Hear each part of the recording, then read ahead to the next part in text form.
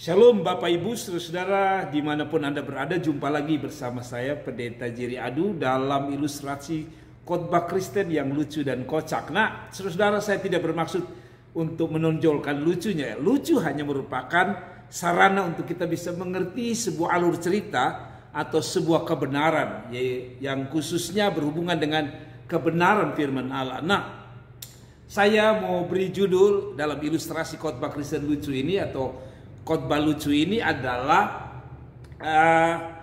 ambil yang bagus-bagus saja, yang jelek kau biarkan.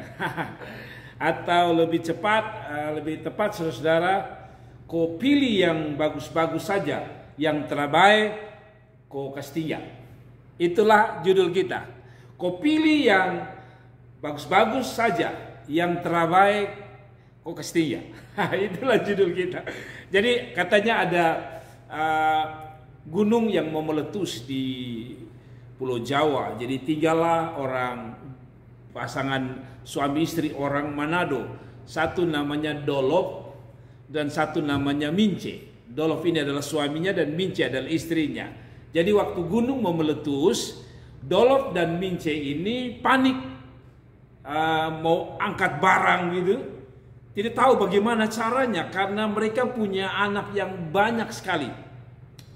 Jadi Dolof ini, biasa orang Manado panggil Olof ini, sudah jalan keluar rumah, lalu angkat barang-barang. Telah lama begini dia punya istri, Mince berteriak, "Adolof, ini anak-anak bagaimana?" Lalu Adolof ini balik muka lihat Mince dengan anak-anak, terus dia mulai omong seperti ini. "Sudah Mince, kau pilih yang bagus-bagus saja, yang terbaik, yang tidak baik kau kasih tinggal." Saudara, dia bilang yang bagus-bagus, yang cantik-cantik, yang ganteng-ganteng bawa, anak-anak yang jelek kasih tinggal.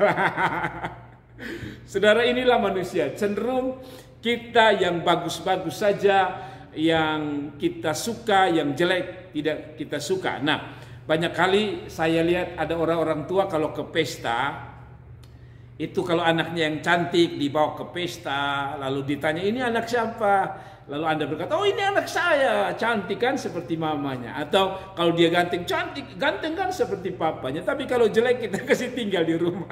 Saudara-saudara, cerita itu lucu sekali karena Dolof mengatakan kepada Mince, yang cantik-cantik saja yang dibawa. Karena bingung, tidak tahu mau bawa barang yang mana, mau bawa anak yang mana. Terlalu banyak, gunung sudah mau meletus. Jadi dia bilang, "Kau pilih saja yang bagus-bagus, anak-anak yang jelek kau kasih tinggal."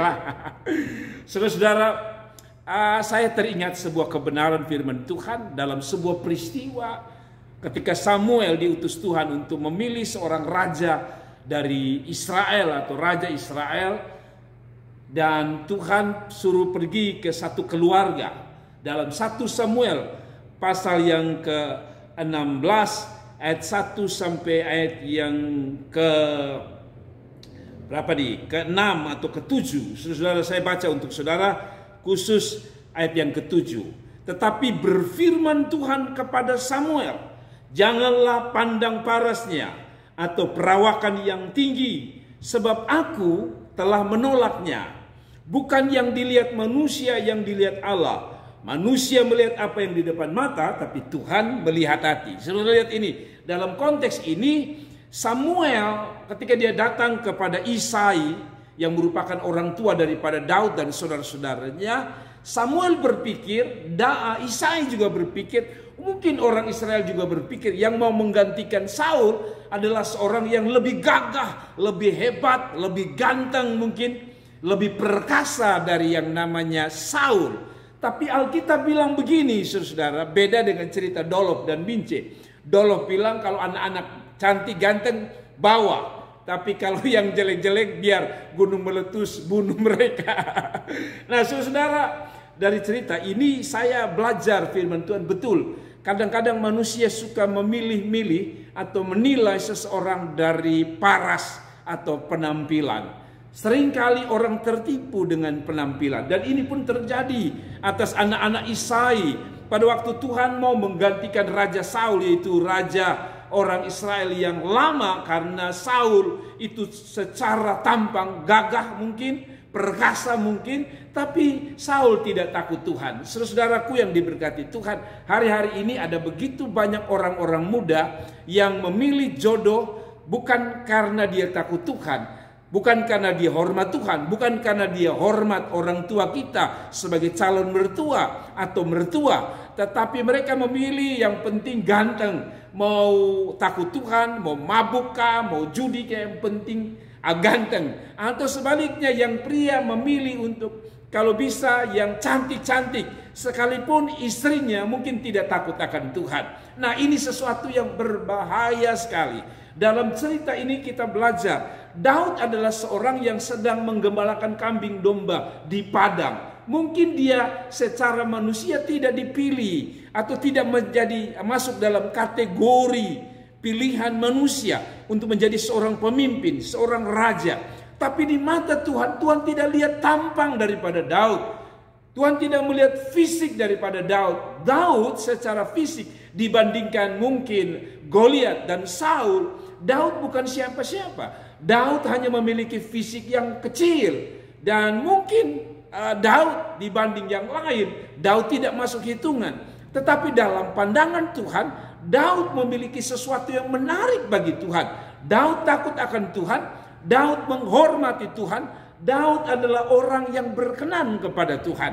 Saudara-saudaraku yang diberkati Tuhan, saya mau bilang sama saudara, mungkin ada di antara kita secara fisik, di antara saudara-saudaramu, saudara mungkin paling jelek, saudara mungkin tidak cantik, saudara mungkin tidak ganteng, saudara-saudara. Tapi ketika hatimu takut akan Tuhan, hatimu mengasihi Tuhan, hatimu serius dengan Tuhan, saudara-saudara, di mata Tuhan engkau berharga. Dan engkau adalah orang yang sedang dicari Tuhan untuk dipromosikan oleh Tuhan. Saudara-saudara, mungkin secara kepintaran Anda bukan orang pintar. Mungkin secara intelektual Anda bukan siapa-siapa.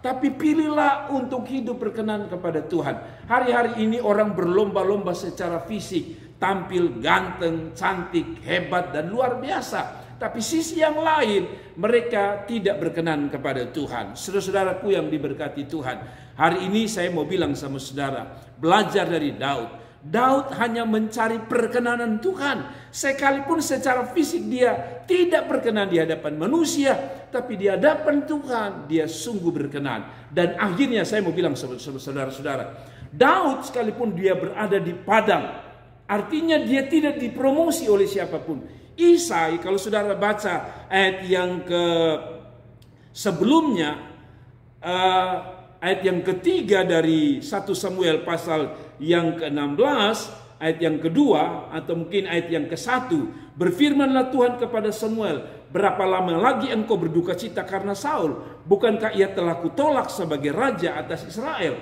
Isilah tandukmu dengan minyak, pergilah, aku mengutus engkau kepada Isai. Isai adalah orang tua daripada Daud dan saudara-saudaranya. Orang Betlehem itu, sebab di antara anak-anaknya telah kupilih seorang raja bagiku. Perhatikan ayat yang kedua, tetapi Samuel berkata, bagaimana mungkin aku pergi jika Saul mendengarnya? Ia akan membunuh aku, firman Tuhan. Bawalah seekor lembu muda dan katakan, aku datang untuk mempersembahkan korban kepada Tuhan.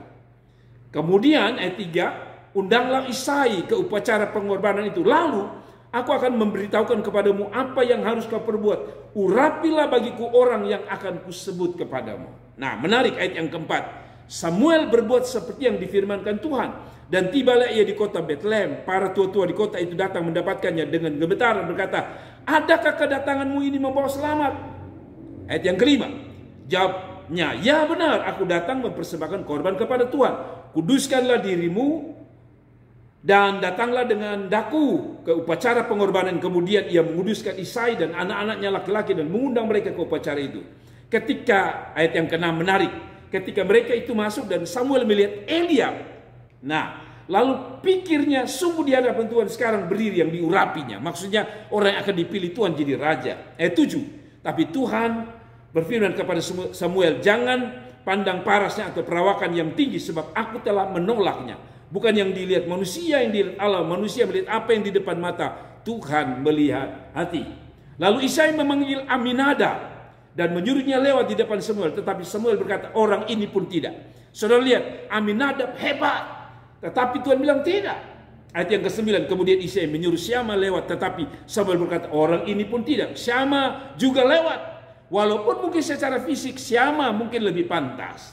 Demikianlah Isai menyuruh ke-7 anaknya lewat depan Samuel. Tapi Samuel berkata kepada Isai, semuanya ini tidak dipilih Tuhan. Saudara lihat, orang-orang yang ada di garda paling depan, orang-orang yang dipromosikan oleh Isai, orang-orang yang kelihatannya berkenan di hadapan Samuel, telah lewat.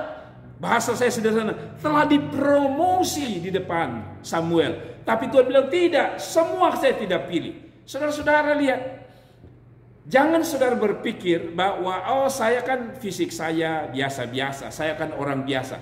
Hiduplah berkenan kepada Tuhan. Lihat, pada waktu semua orang lewat, Tuhan berkata mereka bukan orang yang dipilih. Nah, kalau begitu ayat 11 berkata, lalu Samuel berkata kepada Isai, inikah anakmu semuanya? Jawabnya, masih tinggal yang bungsu, tapi sedang menggembalakan kambing domba. Kata Samuel kepadanya, suruhlah memanggil dia, sebab kita tidak akan duduk makan sebelum dia datang kemari. Kemudian ayat 12, disuruhlahnya menjemput dia. Ia kemerah-merahan, matanya indah, parasnya elok. Lalu Tuhan berfirman, bangkitlah, urapilah dia, sebab inilah dia. Sudah lihat ini, bahwa orang-orang yang berada di jalur depan, jalur promosi, tidak dipilih oleh Tuhan. Daud tidak pernah mempromosikan dirinya. Daud hanya mempromosikan dirinya kepada Tuhan. Dengar baik-baik. Daud tidak pernah mempromosikan dirinya kepada manusia. Daud mempromosikan dirinya kepada Tuhan. Saudara-saudara, tadi saya membaca sebuah ilustrasi bahwa jadilah seperti pohon yang ingin bertumbuh, atau jadilah akar yang terus bertumbuh. Akar itu tidak terlihat, saudara, tapi dengan dia bertumbuh ke dalam, orang tidak lihat, tapi dia menghasilkan sebuah pertumbuhan yang luar biasa dari sebuah pohon. Beda dengan ranting-ranting. Semakin besar ranting, dia menghasilkan daun. Pada waktu diterpa oleh angin, daun itu berbunyi keras. Saudara-saudara, biasa yang nampak lebih berbunyi keras daripada dia yang tak kelihatan. Saya mau bilang sama saudara, berkenan kepada Tuhan tak berbunyi. Dengar baik-baik, berkenan kepada Tuhan tak berbunyi. Tapi itulah yang sedang dicari Tuhan. Saudara-saudara, tak usah promosi dirimu, tak usah tampilkan dirimu. Siapa engkau? Selama engkau cari kehendak Tuhan, menyenangkan hati Tuhan, hidup sungguh-sungguh dengan Tuhan, Tuhan sedang cari Anda. Saya mau bilang sama saudara, mungkin Anda pelayan Tuhan di sebuah kampung, dan secara manusia Anda bukan orang yang dikenal atau orang yang terkenal. Tapi selama hatimu berkenan kepada Tuhan, maka engkau sedang menarik perhatian Tuhan kepadamu. Dan bila sudah waktunya, Tuhan akan menempatkan engkau di garda paling depan, yaitu menjadi seorang pemimpin yang diurapi dan diberkati oleh Tuhan. Mungkin saudara bukan seorang hamba Tuhan, saudara seorang pegawai yang sedang berlomba dengan teman-teman yang lain sedang menjilat dan mencari muka dengan pimpinan, kepala dinas, lurah, camat. Dan engkau berkata, saya tidak punya koneksi dengan manusia-manusia itu, para pejabat itu. Tapi saya mau bilang sama saudara, punya kesempatan untuk punya koneksi dengan Tuhan. Pada waktu engkau koneksi dengan Tuhan, hidupmu berkenan kepada Tuhan, Tuhan yang akan membawa engkau mempromosikan dirimu sendiri untuk diangkat dan diberkati oleh Tuhan. Saudara dengar baik-baik. Mungkin juga bicara tentang jodoh. Mungkin secara fisik orang akan melihat, siapa dia sih? Tapi kalau saudara hidup takut Tuhan, saya mau bilang sama saudara, Tuhan bisa mengantar seorang wanita paling luar biasa untukmu, atau seorang pria untuk engkau seorang wanita. Prinsipnya begini, tak usah cari muka dengan manusia. Secara fisik, mungkin secara penampilan Anda biasa-biasa saja. Tapi penampilan hatimu di hadapan Tuhan, itu yang menentukan Tuhan mengangkat atau merendahkan saudara. Alkitab berkata, dengar baik-baik, walaupun Daud di kampung, tapi Tuhan bisa mempromosikan dia. Mungkin hari ini orang tidak kenal siapa Anda, Anda melayani saja, Anda cinta Tuhan, Anda suka berdoa, Anda mengasihi Tuhan. Tidak usah promosi diri. Tuhan akan buat Anda seperti Daud. Dimanapun Anda berada, orang akan mencari Anda. Tuhan akan mencari Anda. Sorga akan mencari Anda untuk ditinggikan dan dipromosikannya. Kiranya Tuhan memberkati. Renungan ini kiranya memberkati kita. Jangan pernah merasa minder dengan siapapun. Carilah perkenan kepada Tuhan. Waktu engkau berkenan kepada Tuhan, Tuhan yang punya hati untuk mengangkat hidupmu. God bless you. Kiranya video ini memberkati kita semua. Jangan lupa klik like, share, dan komen, dan beri komentar, dan bagi kepada setiap orang, sehingga renungan ini bisa memberkati banyak orang. Nama Tuhan boleh dimuliakan. Terima kasih. Saya Pendeta Jari Adu dari Kota Kupang, hanya menyampaikan selamat bekerja, selamat melayani, selamat beraktivitas. Tuhan memberkati. Shalom.